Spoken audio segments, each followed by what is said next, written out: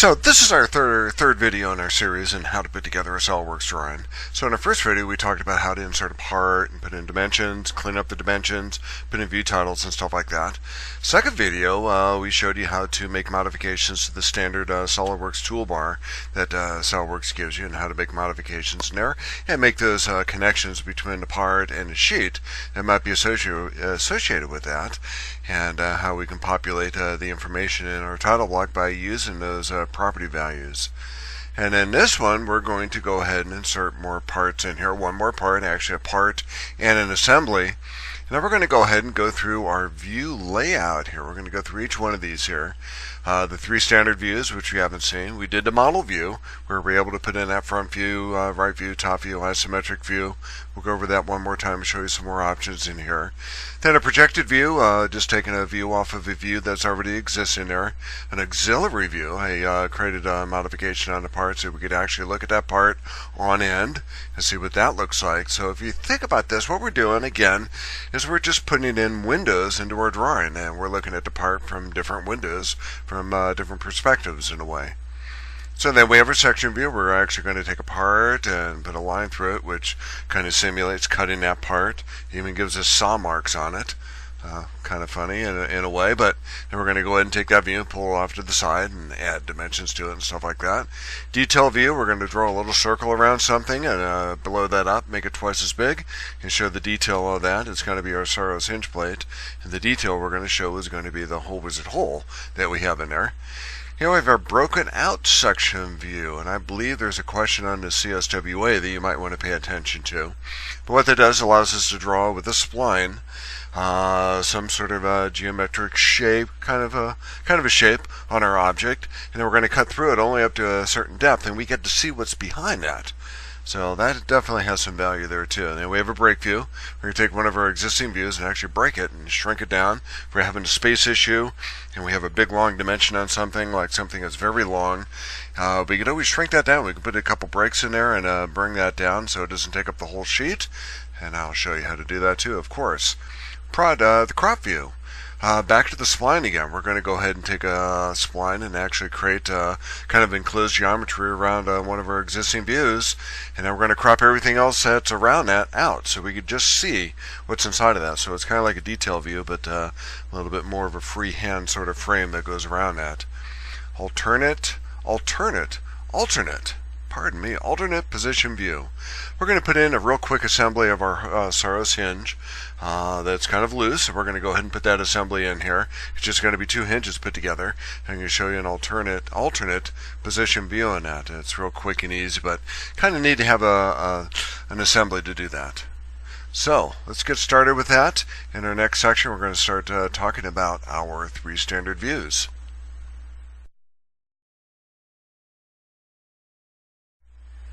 Okay, so let's start this by going up to the upper left-hand corner and just doing three standard views. We're going to go inside of that. We're going to click on that, and we have a couple different things going on. We have some files open in the background. We're going to go and choose our part file. When we do that, if we go to the green check mark, boom, just puts it in there. So this one's got a nice big target on it. I believe that's kind of a center mark. If we go ahead and go to annotations, that's our center mark there. We can go ahead and delete that. I'm not certain why it's so big, but the takeaway in this thing with that view layout is we have three standard views in here, and it kind of sets the the scaling in here, but we could always increase that too. So that might be a little bit easier than the model view that we're used to.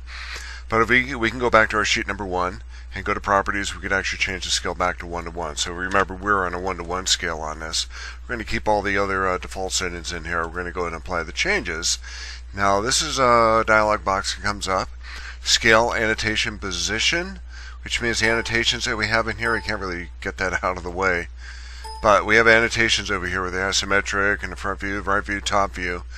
We can actually change the position so it's going to kind of grow with the model, and they can scale up too. We don't necessarily want them to scale up, but you might want to have that option in your drawing. And I'm not going to go into any more detail here, but I'm going to uncheck that because I think by default they're going to be checked. And the last time I went through that I unchecked them. So I'm going to go to OK, and now we get the big views back in. So remember before with our view titles, the view titles are no longer associated with our view. We could take that center mark and actually delete that, or delete the lines that are associated with that. And sometimes these things just pop up. But remember how we do that? We Control X on that view title, and then we can go to Control V and bring that back in as long as it's lit up. You need to make sure you have that border over there, and your view titles are going to follow that view. So that's the 3 standard views. Pretty basic, pretty easy. The next one we're going to talk about is the model view.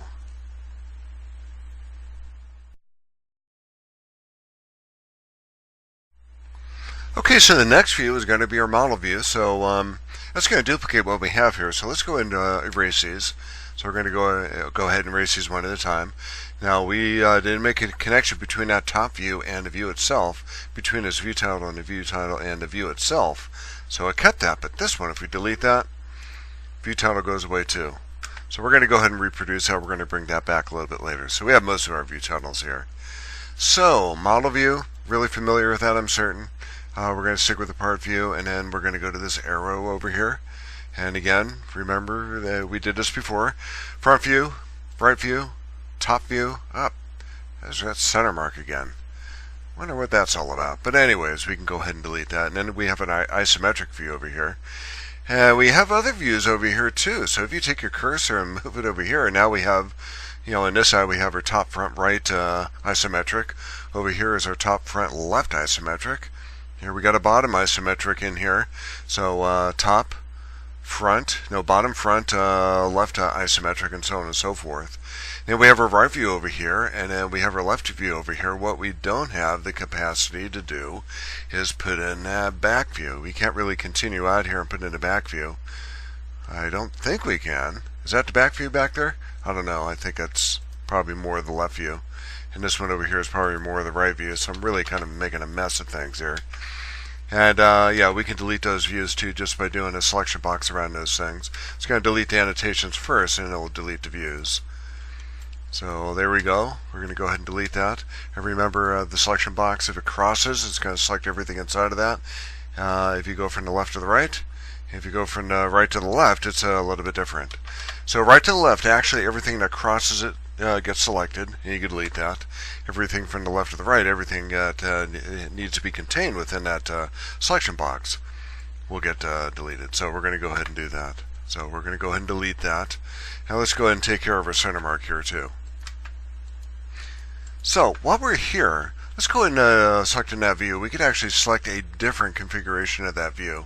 Right now we have front back, but if we do front back and left, or front left and cut, now we can see what that does. So it's going to propagate that on that view, but we could do that for the other views too. So if we go to the front view and do something very similar, we could do front left and cut.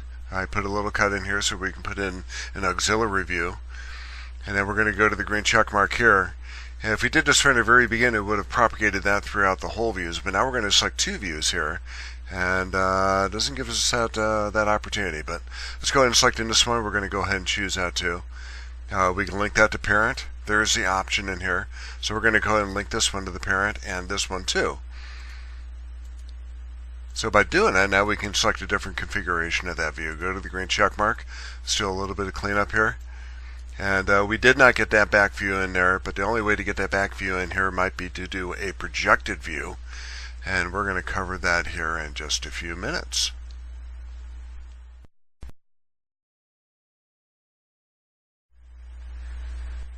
Okay, so we've kind of made up this little scenario like we're trying to find the back view and we can't find it. How do we get there?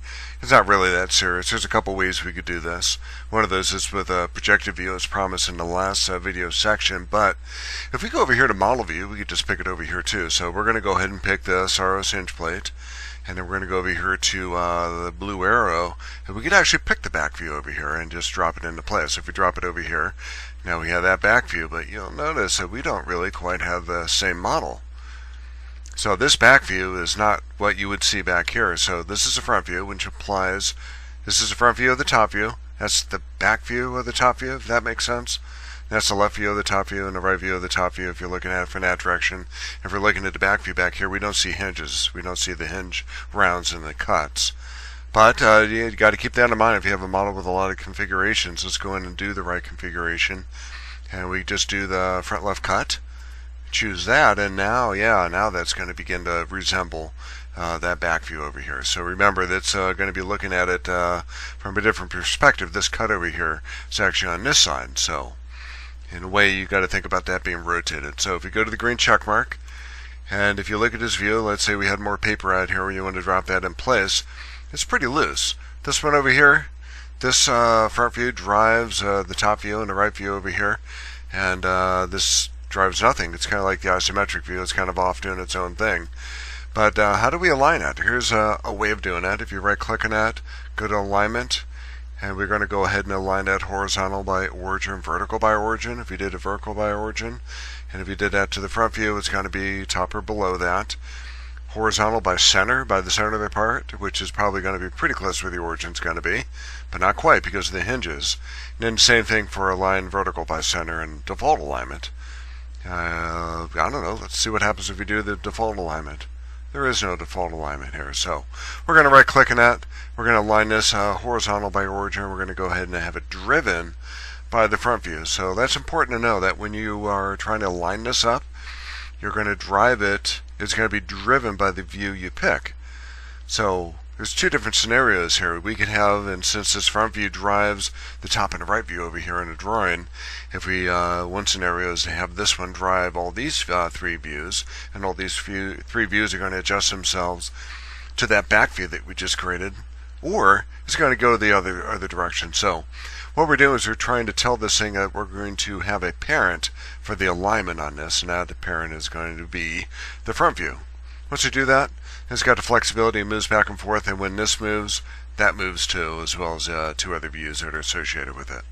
So that's one way to get the back view. In the next video section, we're going to go ahead and talk about the projected view.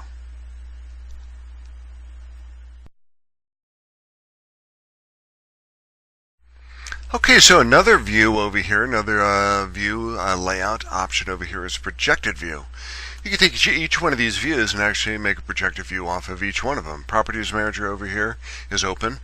And we don't have any cosmetic thread in here, although we could very easily with that whole wizard, but we're just going to stick with the default values. And let's go ahead and click on some of these views.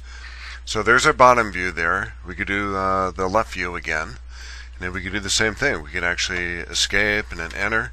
We can pick another view off of this, and that's going to be it's going to be the back view again. So that's one way to get the back view off the top view, and then off that view we can get the perspective off in that direction.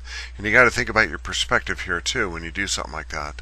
So escape. Let's do enter again. Let's go ahead and do a projected view off of that. So it's kind of a weird view off the isometric view. We can quite literally get any kind of view in here that we like by continuing to do something like that. So this over here is a left view. This is going to be a projection off that left view, or this is a projection off that top view. So it's kind of like that left view from the top perspective. This is a left view off the front perspective, and so on and so forth. This is the bottom view off the front perspective. So lots of different ways of getting views. That projected view is probably the way to go if you want to do something like that.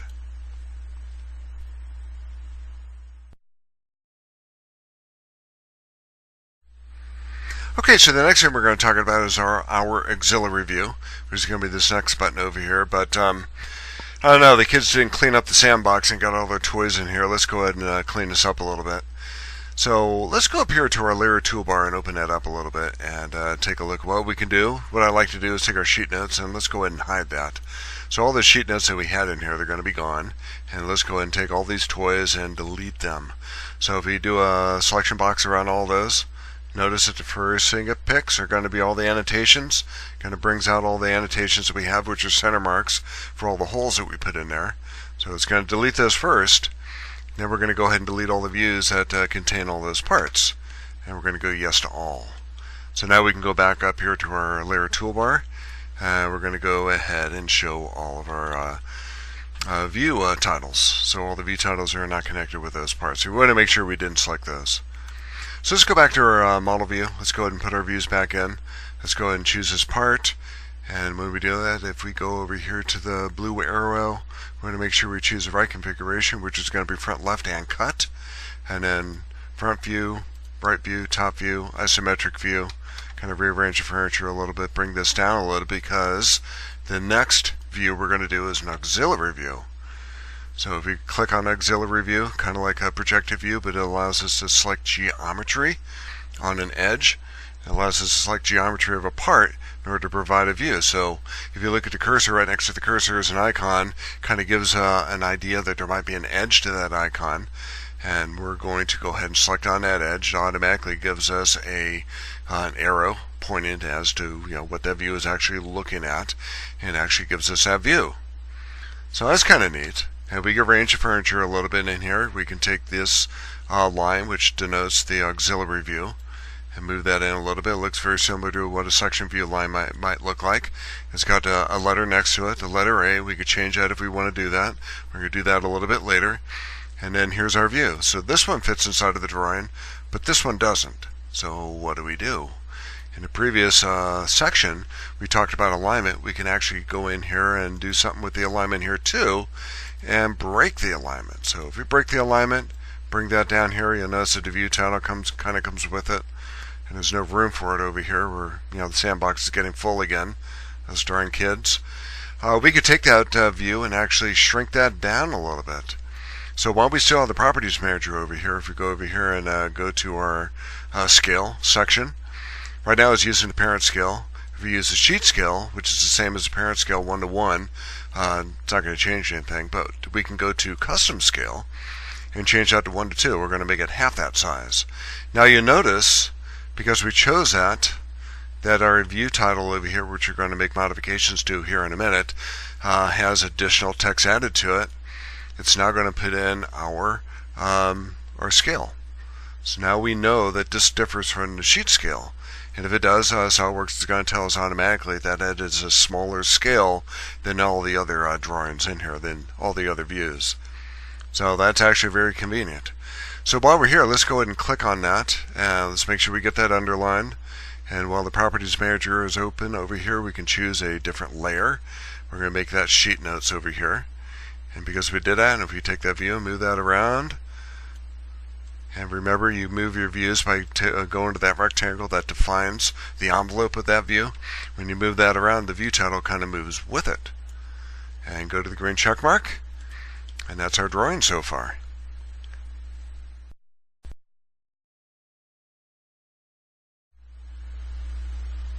Okay, so the next view we're going to look at is going to be a section view.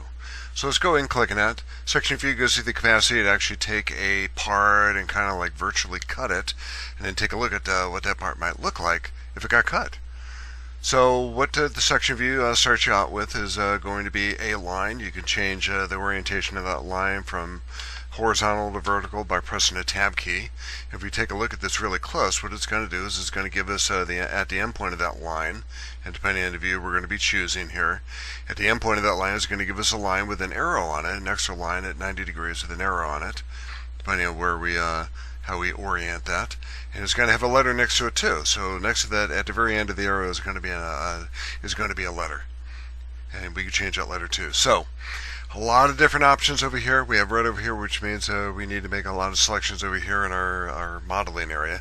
But we can do the cutting line. We can make it vertical. We can make it horizontal. The tab key will do that too. We can make it auxiliary, so we could actually pick up like maybe this edge, maybe something that would be parallel to that. If we want to do that, we could do aligned.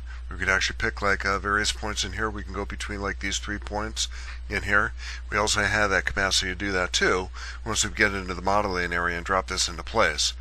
So let's think about a scenario that we might want to use here. If we go to vertical, we can get that vertical orientation.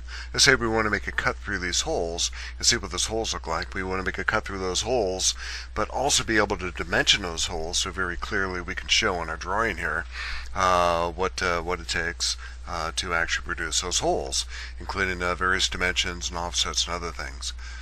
So now we can go in here. We could actually set, you can see it's kind of like a sketch line in a way. We can see a preview of a coincident and a vertical relationship. It's going to be applied to that hole if you were to drop that into place.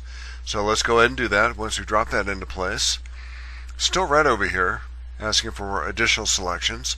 We have the capacity to make it an arc. We could do an arc offset on that. We could do a kind of a single offset or a jog offset. And if you don't like any of those, we can go to the undo button. But we're going to check these out here in just a minute. But for now, let's just go to the green check mark. And we still are trying to define this a little bit. We can put that section view over here, or we can put it on this side, depending how we want to do that. And we could actually reverse that direction too. So right now it's kind of looking off over here on to the left side. But if we want to reverse that, we can go over here to auto flip and just flip it onto the other side. So yeah, depending on where we put that, it's going to put that that projected view. So kind of a fun thing here. If we put it on this side, looking off in that direction, you're going to see the hinges and the hinge cuts. If we put it on this side, you're not going to see the hinge cuts. So kind of different. So we can auto flip or not auto flip if you want to do that. Assign a different letter if you want to do that. We're going to do that a little bit later. But let's go ahead and maybe drop it over here for now. And once we drop that into place, we want to change the orientation of that line. We can actually double click on that, drops it over there. And now it's when we do that, now we're going to look up we're going to be looking for those hinge rounds and cuts over here. So you'll notice that the section view over here is kind of grayed out in the background, kind of has a little bit of hatching to it. We can go ahead and rebuild that, and now it's going to bring those cuts back in, the hinge rounds and the cuts. Something to note here too, if we're going to move that over, is that we kind of what looks like to be hatching in here. It's actually called hatching. That implies it's kind of an annotation that's added to that section view that tells us that it is not a model surface over here, but it is a cut surface. So it's implying that that's a cut surface because you're not going to see anything like that on the edge of the model where you have those holes in there. So with this hatching in there, it kind of implies like it was cut with a dirty saw and it's leaving its saw marks behind in a way. That's one way to look at it. So when you see hatching like that, you know it's probably a section view. So let's go and bring that over here. Let's rearrange our furniture a little bit and bring that into play. And let's go ahead and talk about some additional options in here that we could use with that section view. Okay, back to our section view. Let's say we want to take this line B, and we want to put that on a layer. This kind of violates a little bit of a rule that we established earlier, that the object lines that denote the edges of our object are supposed to be the darker lines in our model here. But this line is actually very bold and very dark here too, and the desire might be to put that in a different layer. The dimension layer, the sheet notes layer might be a good choice, but what happens is you lose the dimension, the qualifications of that line. Right now it's like a large dash with two small dashes back to a large dash again, kind of like a phantom line in a way. But if you were to click on that line, maybe go up here to dimension, put that on the dimension layer, we might be able to do that. But I don't see that option over here either. But I think if we did that, put that on a dimension layer, we lose the definition of that line. So I'm going to go and keep the old definition. So I'm going to do Control Z, and we'll just keep it black for now until I can figure out how to do that. But we're going to keep the B in there too. But we could also take that line and make modifications to it too. If we were to right click on that line and go to Edit Cutting Line, now we bring up this dialog box so we can play around with this a little bit. Let's say we have a scenario here where we don't have a hole over here, but we have this hole over here, and we want, and this hole might be have a little bit different definition to it. And we want to do in one section view over here a cut in here that would include both of those holes. So kind of make the drawing nice and compact. And these options over here give us the chance to do that. And those options were initially over here in the Properties Manager. But we can go to the arc and actually define an arc in here. So at that blue point next to the cursor is going to be the start of an arc. And we can put that arc in there. And the other one is kind of like a jog, an offset. So we can do something like that. And here's a double offset. Move that over and do something like that. So you can get some really kind of a crazy path in here if you want to do that. If you don't like any of those, go to the backup button. If you don't like any of that, I mean, Control Z probably would get you back to where you were before. or just escape a couple times. But let's go ahead and try that again. Let's actually put in a jog and see what we could do with that. So if we were to right click on that again, go back to edit cutting line. This time let's put in a jog. We'll put a jog in here just about halfway, bring that out over here, and then pick up the center of that hole over here. And if we go to the green check mark, it doesn't really change this view in any serious way. But it does make that jog. If we didn't have that hole over here and these two holes were different, then this would be a great view, a nice compact view, makes the drawing nice and efficient. And now we have that view in there. We can change those arrows too if we want to do that. And of course, with this being hatched out the way it is, if we just did the rebuild, then we get that back again. Another way of doing this, and these are sketch lines as I implied. We could take that green line in here that's in here. It's green only because we want to make modifications to it. And we could actually continue to make modifications to that line if we want to do that. We have a, if we move that around, we can move that line around. And I believe, let's try that again. We can probably get back to where the line was. So if we right click and I go to edit cutting line, and then go to the green check mark right after that. If we were to move that line around, now we have the capacity to take out some of these sketch relations in here. And I don't know if we could add any more, but if we click on that line and this line, I don't think it gives us the capacity to enter any additional ones. So what you need to do is just get it close. When it comes to something like this, or it might be a little bit below that center line, try to get it close. But we still have these relationships in here in regard to the center of that hole and the center of this hole. That's probably the most important thing here. So that in a nutshell is your section view. And there are a lot of different options that kind of go with that. And if we rebuild this, we're going to get our section BB rebuilt here too. But we're going to do the same thing here. We're going to take that section BB. We're going to make that underline for that view title. And we're going to put that on its on the sheet notes layer. And that'll pretty much finish it for our section view.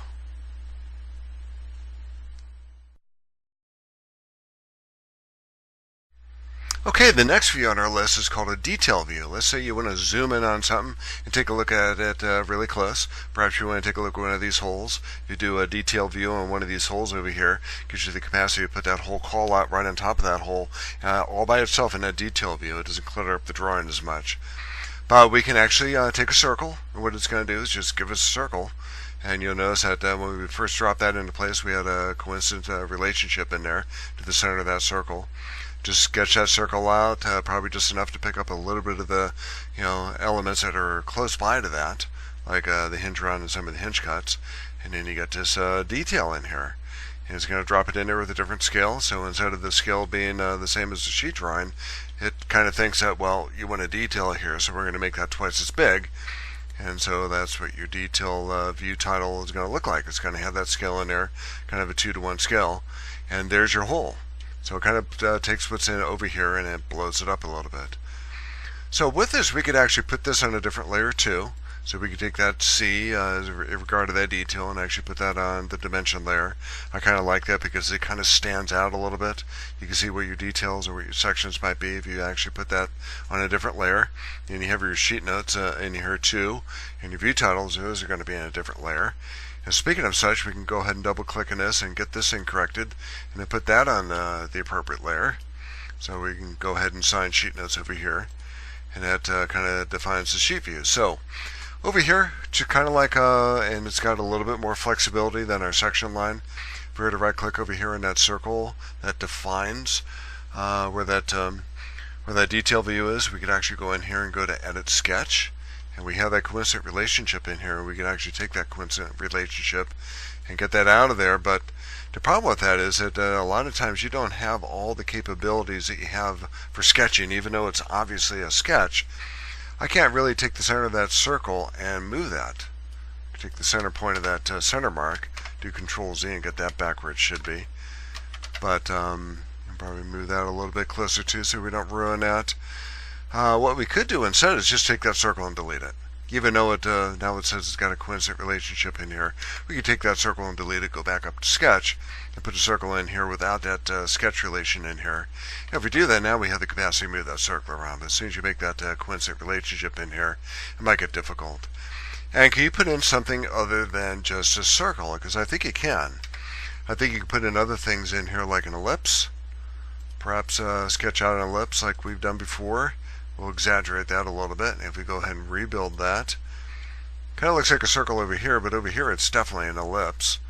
So we can actually go back over here and right click on that and maybe make edits to that ellipse. So we're going to go to Edit Sketch. The problem with this is we can define the center of that. We can find the center of that and move that around, but we don't have those pull points. Oh, there they are. There's some. They're not really as apparent. They don't stick out, but that gives you the capacity to make modifications to that. And we could also use the slot tool too if you want to do that. Maybe a center point slot. Start over here, sketch that out a little bit, sketch this up. We can take that slot, maybe move that around and make modifications to it. So when we go ahead and rebuild that, bang, kind of gives us, kind of looks like an ellipse over here. So let's try that again. So right click, go to Edit Sketch, it gives us our ellipse back. Let's go ahead and erase that ellipse and go back to our slot. I believe the slot will work. And if we rebuild that, there's our slot. So maybe we didn't get that ellipse erased in proper way. I don't know. So Edit Sketch. Let's go and bring that ellipse back down to where it might be a little bit more reasonable. And then again, I'm trying to avoid defining the center of that ellipse, or not the ellipse, but the slot tool. Trying to avoid defining the center of that slot tool. But let's go ahead and bring that in so it's a little bit more compact. And let's go ahead and rebuild that. And there is our detail view.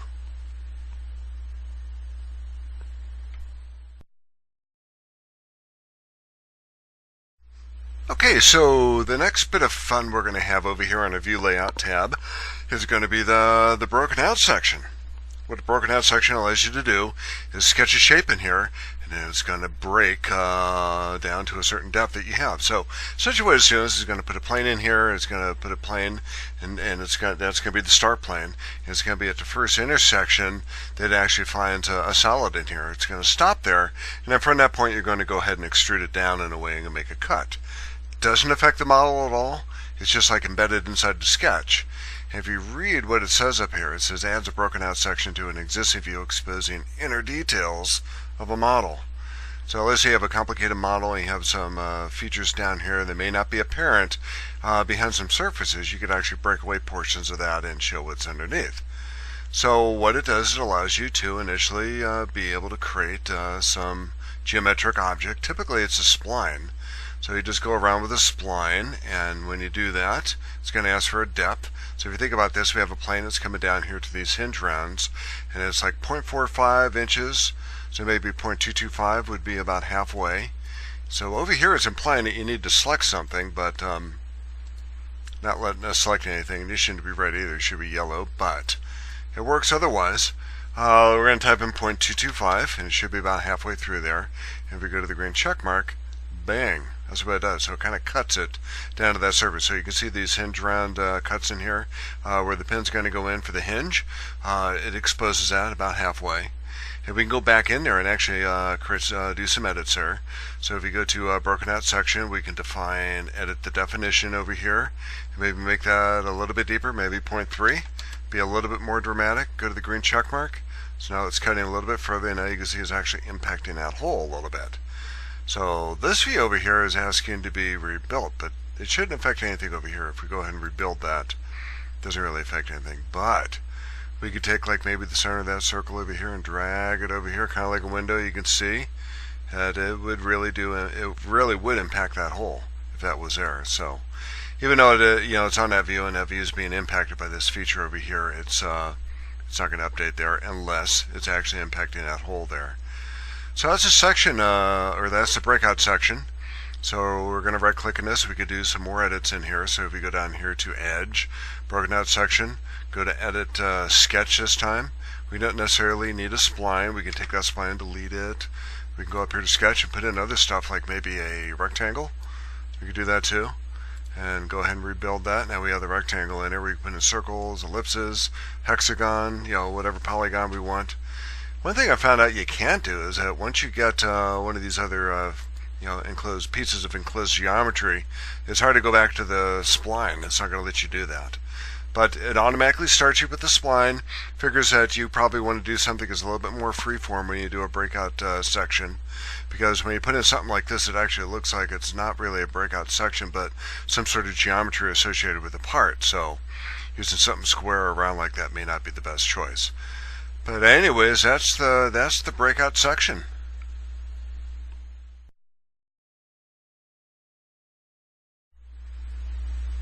Okay, the next little piece of fun up here is going to be the break view. This is really quick.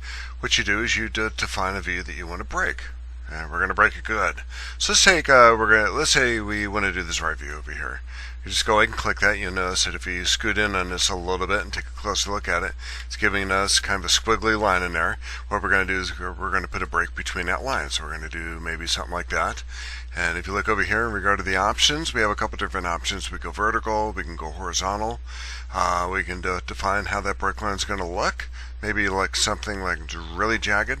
Might be kind of fun, random and jagged. And we're going to go ahead and put that in there. And the gap size. So this time it's got to be 1/2 inch. So if we put that in there, now we have 1/2 inch gap. So we're going to go ahead and take that, pull that over here. Take this one and pull that in too. So the closer we pull that in, the wider it's going to be. Bring that in there like that a little bit until you get something that looks good. So the advantage of doing something like that is if you have a crowded drawing like this and all you need to do is show the length of something here, and we're going to take that line and maybe move that in a little bit, and you can still apply a dimension in here too. So if we go to annotation, go to a smart dimension, maybe a dimension between that circle and this edge over here, and it's actually going in the center of that, but there it goes. It gives you that dimension, but it also gives you the break in there too. And of course we will probably want to put that in the dimension layer, so if we highlight that, go up here to dimensions, now we have that here. And again, part of the cleanup too is to take that dimension line and kind of pull that out a little bit. So there you go. So as we stretch this, that dimension is not going to stretch, it's still going to stay the same. But we can continue to move that around, and that's a nice view in that dimension. So it kind of shows in a very compact area what you can do with that view. So again, that view is called the break view. It's going to take any view, put in those lines in there, and it's going to break between those lines and make that gap only a specified distance, where in this situation for that break line it's going to be 1/2 inch, but you can make it shorter or smaller than that.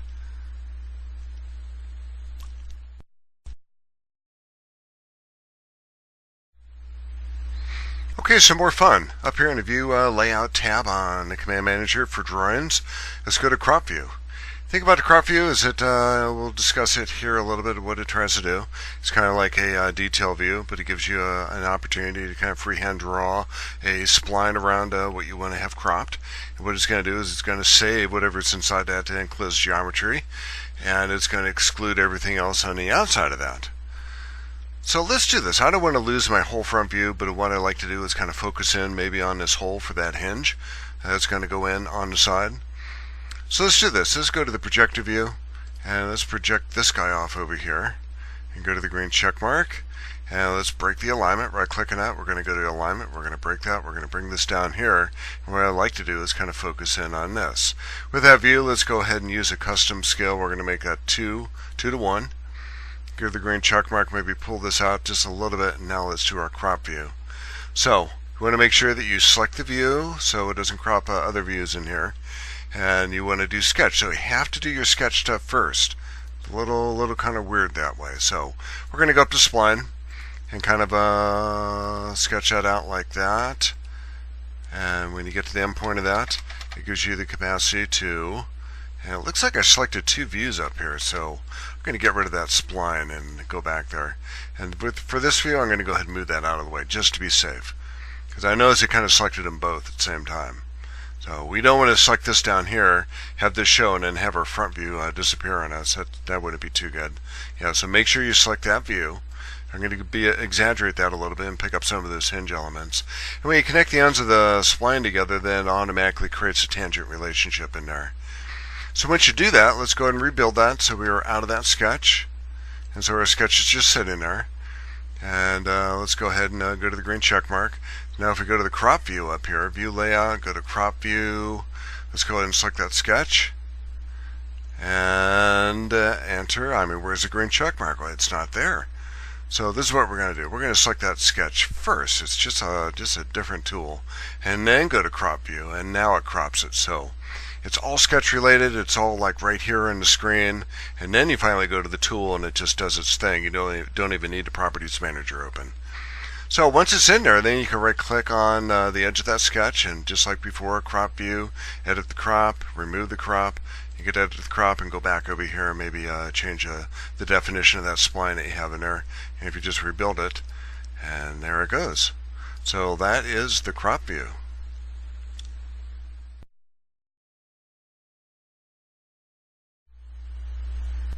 Okay, so one last bit of fun we're going to have here, and that's going to be with the alternate position view. What that does is it allows you to put into an assembly. It doesn't allow you to do it in a part because there's no alternate positions of a part in an assembly. If you have like an hinged element, like we do here, we're going to put two of these hinges together into like a real simple assembly, and then we're going to show that the position of those one hinge to the other in alternate positions. So we're going to show it in one primary position, then we're going to show alternate positions of that hinge.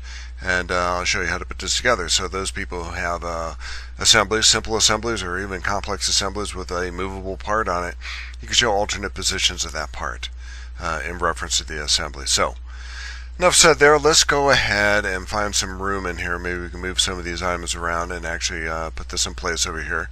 So we'll find a little spot down here. We'll put that in there. So alternate position view. Let's go ahead and take a look at what we're going to be putting in. So we have these two hinges put together. Right now it's at an arbitrary angle in here under the configuration called all. Then we have fold over here, and then we have flat. So we're going to go back to all. We're going to put that in first. So Control Tab gets us back to the drawing. And let's go ahead and do that. Let's go to alternate position view. And well, actually, you know, we kind of need to put in that model. So let's go to model view first. Go ahead and choose the assembly. Go to the blue arrow over here, and what we want to do is choose the right view, and we're going to drop that into place. Don't want any additional views in there. We're just going to choose this view first, and I'm going to demonstrate it on this view. So now we can select this. We can select that first and go to alternate position view. We can go to alternate position view first and then go ahead and select that either way. And let's go ahead and use some of our existing configurations. Let's go ahead and choose flat. So what it's going to do, we'll probably move this out of the way. What it's going to do is it's going to maintain the view that we have in here, but in dashed lines over here, kind of like a phantom line type, it's going to put in that flat view over here. So it's going to show this as the primary and everything else is going to be secondary. If you do that, go to the green check mark, bang, that puts that in place. So let's do that again. Let's go ahead and pick maybe the fold, go to the green check mark, puts that in place. And one more time, let's get one that's in here at about 45 degrees. So we're going to go ahead and click on this. Now we haven't selected it first, but if we select it now, we can go to a new configuration, and unlike the broken out section, it actually creates that new configuration within the assembly. So we're going to call this 45 degrees approximately. And if we go to the green check mark, let's try that. It's going to go ahead and take us to that assembly. Whoop, where'd it go? So let's try that again. Alternate position view, new configuration, 45 degrees. I think because I clicked out of it, it didn't do what it was supposed to do. But if you go to the green check mark here, now it's going to allow us to do that. So we can actually spend the time and create a configuration in here that's exactly 45 degrees. But we're just going to shorten this up a little bit. Go to the green check mark here. You can see the feature manager, or the properties manager, or the configuration manager. The manager section over here is actually split in two. So you got the top part and the bottom part down here. So it's showing us what it's going to do in regard to inserting that new configuration of 45 degrees in here. So a green check mark here kind of gets us out of the configuration manager too, and there we have it. There's our alternate position view.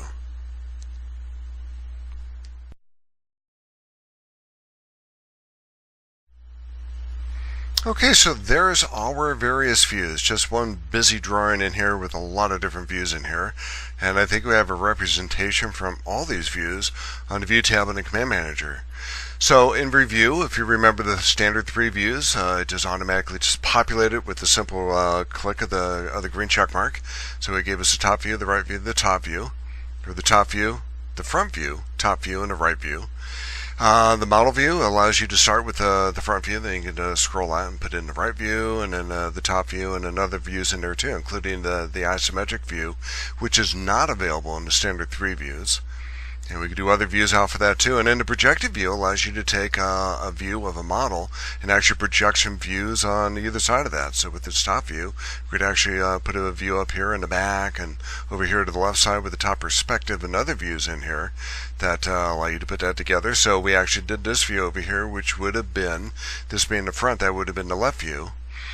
And then we did an auxiliary view. So kind of like a projected view, it allows you to take a model edge, which would represent where a surface would be, and actually look at that surface.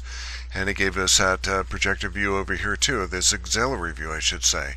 And on that auxiliary view, we have the capacity to actually get a true dimension between like these two edges, because we're actually looking at that in a perpendicular manner.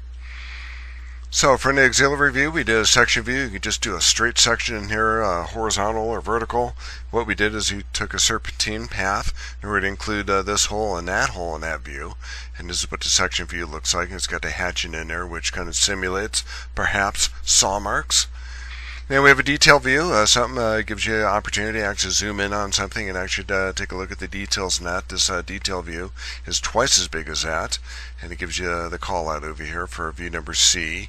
And all these views that we created, including the auxiliary view and the section view, and it just incrementally starts with A and continues on from that. So we have A, B, and C over here for those views. And we have a broken out section. It's usually good not to use geometric lines like this, perpendicular and vertical lines, but a spline usually works pretty good. What that does is it kind of cuts into the model a little bit, not really, but in the drawing it does, and it gives you a kind of a view of what might be happening behind that surface of the model. So now we had our break view. We were able to take this right view over here and break that a little bit, kind of make it a little bit more condensed. We put a length dimension on that so you know that it's got the full length in there. And what that did is that paved a way for, well, we had our crop view, and over here too with our left view. And remember the crop view, it gave you, you have to go ahead and sketch out that enclosed geometry. Splines work. And you have to sketch that out first, select that, and then go to the crop view, because you have to get that crop view properties dialog open. Kind of hard to exit out of that. It doesn't give you the green check mark, it gives you the red X, and that may cause some problems. So remember, spline, select it first, go to crop view. As long as it's closed geometry, then you should be set with that. And all these views, especially the broken out view and the crop view, the detail view, all the sketches that drive those views can be modified. The last view was this alternate position view, and because we put this break view in here, we were able to make some room for that. This is an assembly of just 2 hinge plates in here, and the primary view I wanted to show with that hinge plate was it kind of bent at a 45-degree angle approximately over here on the inside. But then I provided alternate views in here too, both at the vertical over here with it being flat and approximately 45 degrees. And what that did is it created configurations within the assembly itself, as well as use some of the configurations that were already there.